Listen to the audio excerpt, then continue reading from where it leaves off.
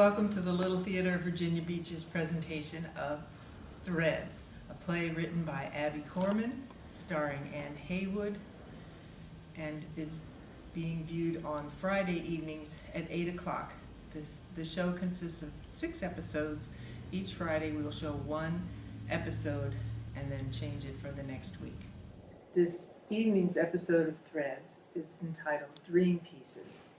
And Dream Pieces involves an older woman speaking to a neighbor child and relating some stories to her as to how she understands life through dreams.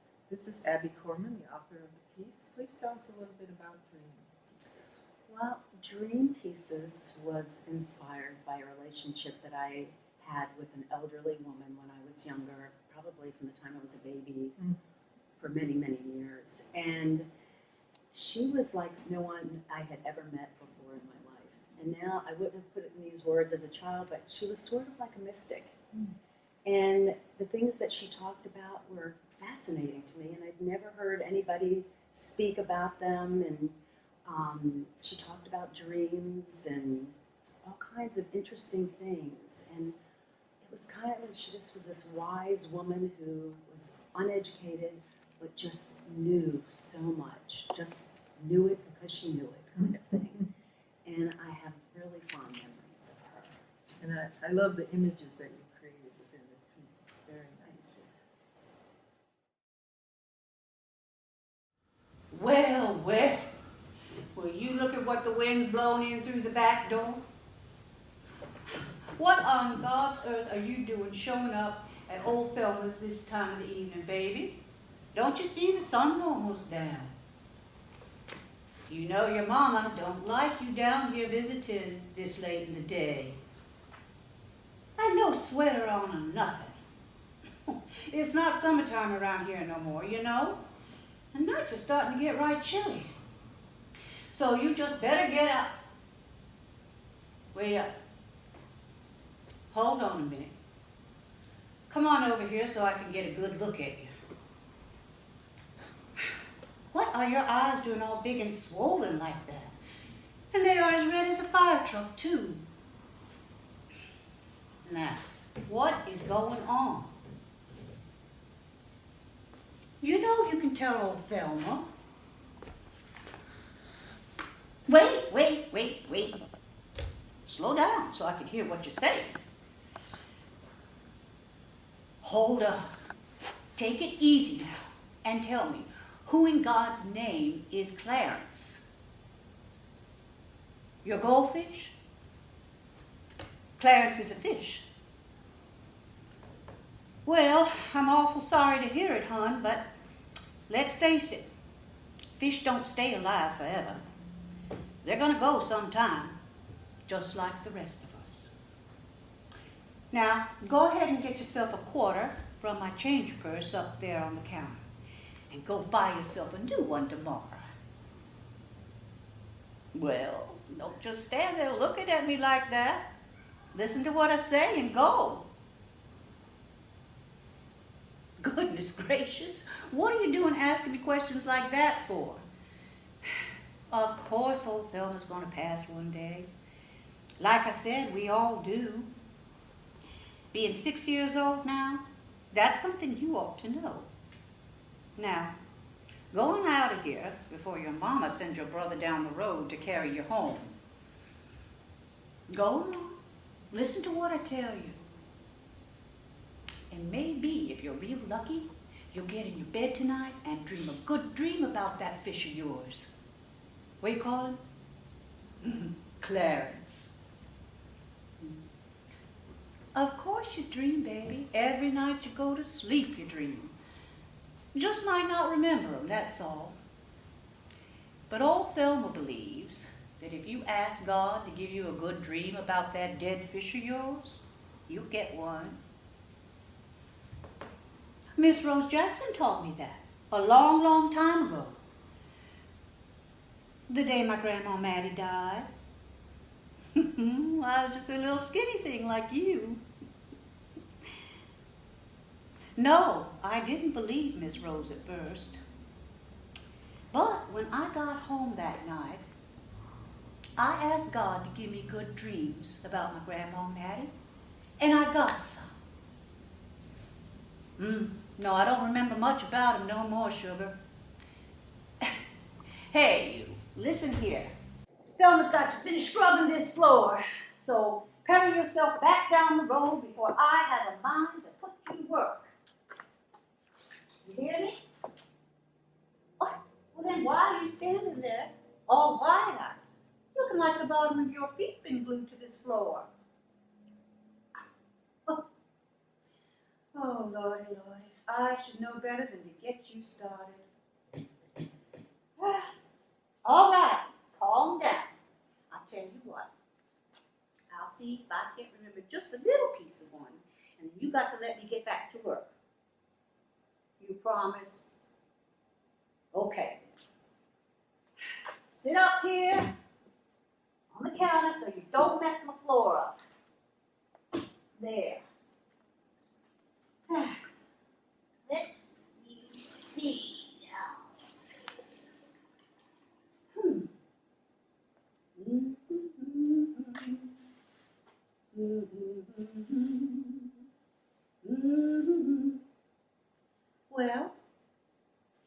Well, once I was walking in some woods, big woods. You know, like the ones back behind church. Tall, tall pin oaks everywhere. It was nighttime, and the only light was from the moon. A big, round orange one. There wasn't a soul around, not a one. So I kept on walking. I walked till I see water a ways up. Looked like a river. So I run real fast up to it. And when I get there, I see a woman. A large one. She's sitting there under one of those big pin oaks, one real close to the river's edge. So I walk over to her, and I can see by the way she's sitting so tall, it's my Grandma Mattie. The moonlight's shining real pretty on her face, and she's staring out across this big river, and she's smiling. The kind of smile like she always had when she sang in church on Sunday morning. She has on a long robe, gold I think it was. Sit down beside her, and I rub my fingers up and down her sleeve. It felt real, real smooth, like silk. She's still watching out over across the water when I tug on her sleeve and I say, Grandma Mattie, please, may I have a drink of water? And she turns her head and smiles at me, not a bit surprised by my being next to her. And then she bends down real slow and she brings me up some water in her hands. And I lean over and I hold my fingers underneath hers and I sip it. Every cool bit of it. Oh, they look so strong, those hands of hers. So big and strong, just like they always did. Then, so there's a piece of one of old Thelma's dreams. Now, move your legs away from the sink so I can wring out this nasty mop. Oh. Woo-wee, look at that filthy water, would ya? Oh. No, baby, I told you. That's enough now. Maybe some other time. But I gotta get. All right. All right. Hush. Hush now. One more piece. That's it. And you gotta get your bony butt out of my way. You hear?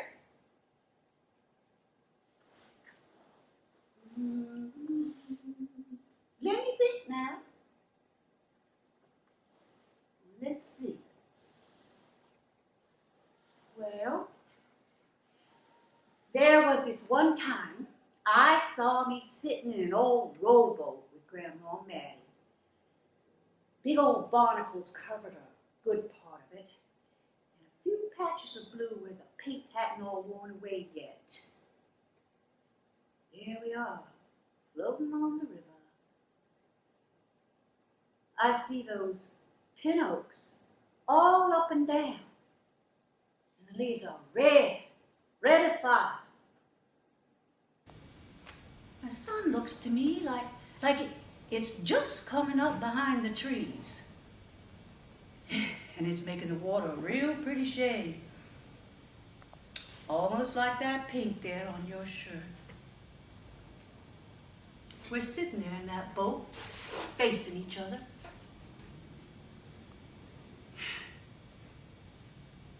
And I can hear crickets chirping. Soft and then loud. Soft again and loud again. And I'm watching Grandma's hands. She's holding tight to a long piece of wood. And she's paddling us across the river with it. They look so shiny, those hands of hers. Just like she rubbed them with corn oil, the way she always did.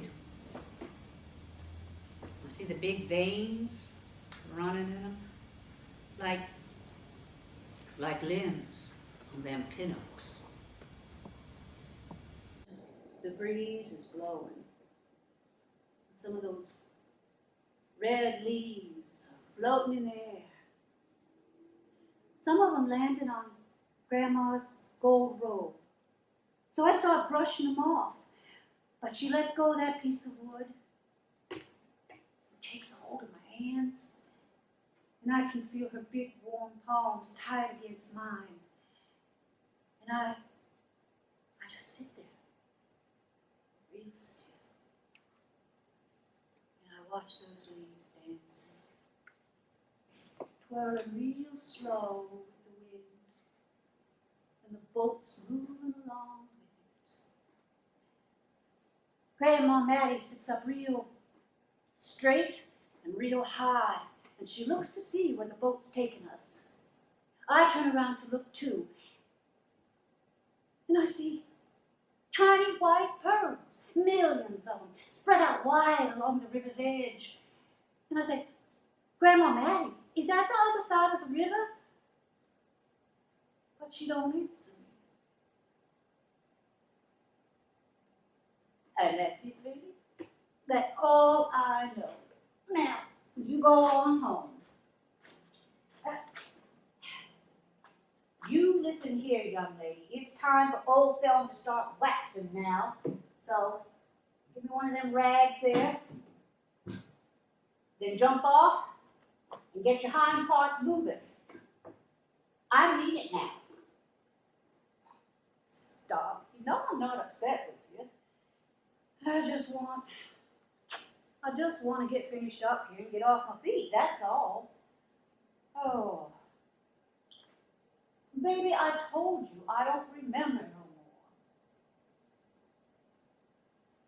I hear you, all right. One, that's enough.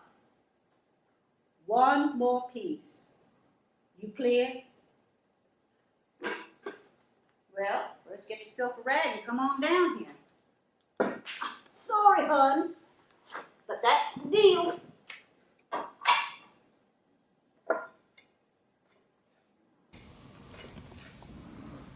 Go on now, get started. That's it. Big circles, like this. There you go. Mhm. Now let me think.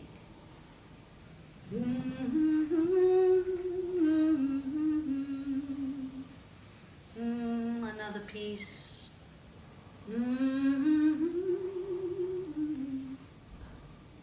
It's coming to me. Yeah, I got it. I see me and Grandma Mattie sitting down by the river. We're sitting on those shiny white pearls, piled up real big. And the sun's up high, beating down on them. And they feel nice and warm under me.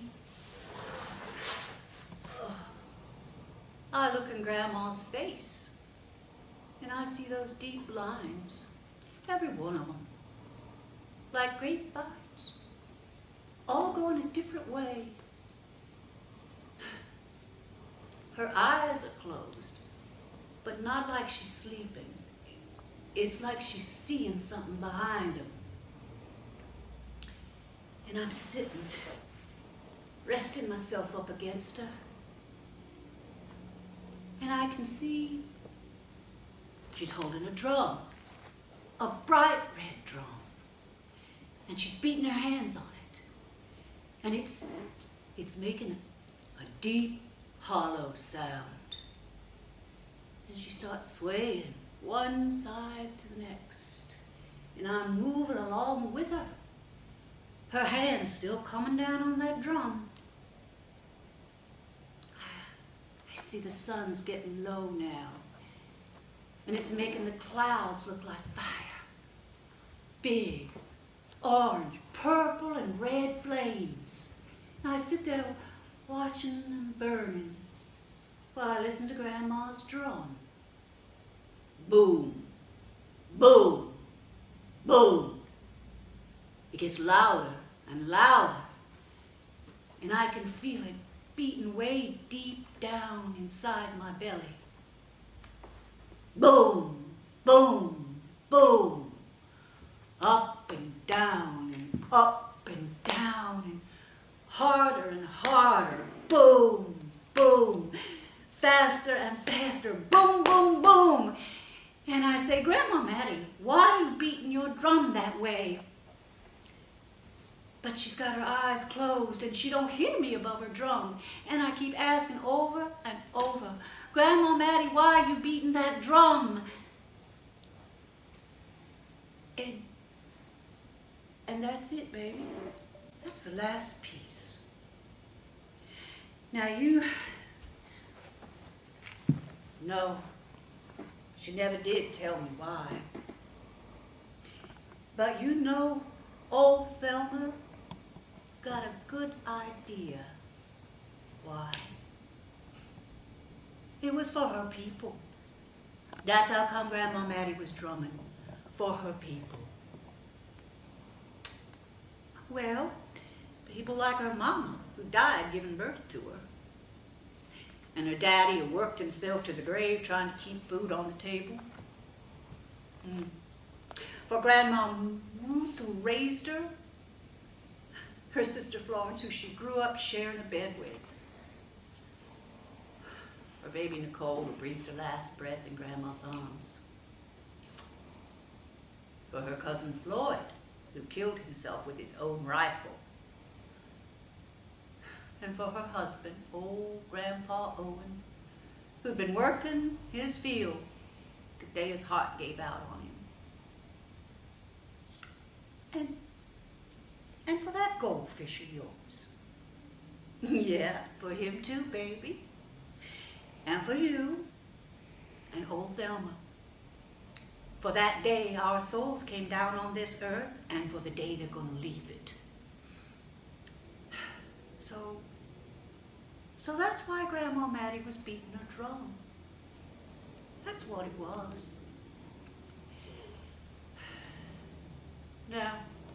Now you run along. It's going to be dark out there soon. Go on now. And when you get home, you let your mama tuck you in nice and warm under your covers. Go on, baby. Go on home.